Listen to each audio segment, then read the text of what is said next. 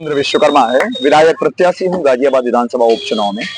किन किन मुद्दों को लेकर आप पब्लिक के बीच में जा रहे हैं? मुद्दा तो सिर्फ एक है कि आम जनता की कमाई पढ़ाई के नाम पे, दवाई के नाम पे, टैक्स के नाम पे, रिश्वतखोरी के नाम पे लूटी जा रही है। आम जनता की कमाई की लूट ही एक प्रमुख मुद्दा है और मैं इस लूट के खिलाफ ही खड़ा हूँ। मतदान के 2 दिन बचे हैं, अब तक कितना लोगों से आपको प्यार मिलता नजर आ रहा है? हम 45,000 लोगों से पर्सनली मिल चुके हैं अब तक और जनता का ढेर सारा प्यार, सहयोग, आशीर्वाद मिल रहा है।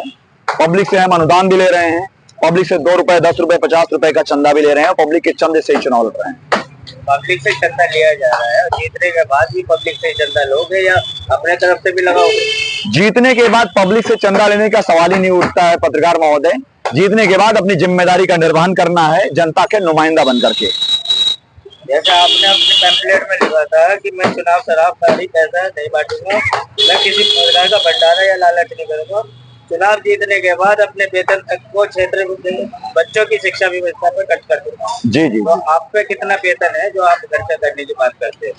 देखिए पत्रकार महोदय, एक विधायक को अलग अलग राज्यों में कुछ वेतन राशि मिलती है और मैं अभी भी जनता के पैसे से ही अपना भरण पोषण कर रहा हूं और अपने साथियों के लिए भी चंदा मांग करके ही अपनी व्यवस्था कर रहा हूं।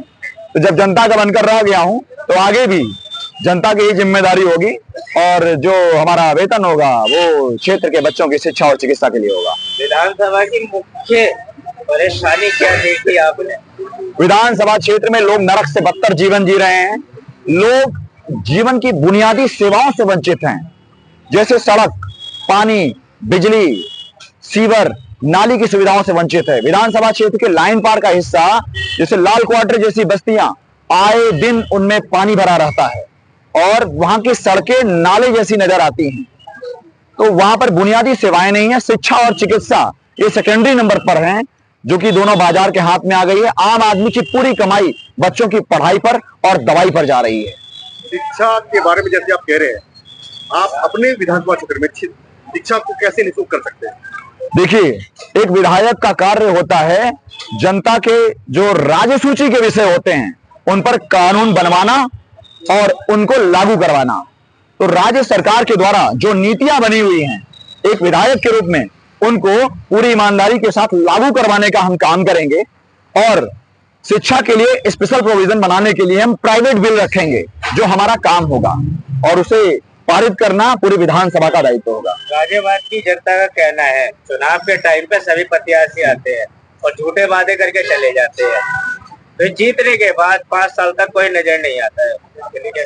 ये गाजियाबाद की जनता का ही नहीं, ये मेरा, हम सबका कहना है और इसीलिए हम स्वयं अपनी राजनीतिक जिम्मेदारी निभाने के लिए स्वयं इलेक्शन में उतरे हैं और जनता का भरोसा जीतने के लिए हमने एक शपथ पत्र गाजियाबाद जिला न्यायालय में advocate public notary doctor S के शर्मा के समक्ष हमने शपथ पत्र पर घोषणा की है कि यदि मैं अपनी घोषणाओं और अपनी जिम्मेदारियों के खिलाफ जाता हूं तो गाजियाबाद विधानसभा क्षेत्र की प्रत्येक जनता को अपने खिलाफ उचित कानूनी कार्रवाई करने का अधिकार देता हूं तथा सत्य पाए जाने पर अपने पद से इस्तीफा देने की घोषणा करता हूं।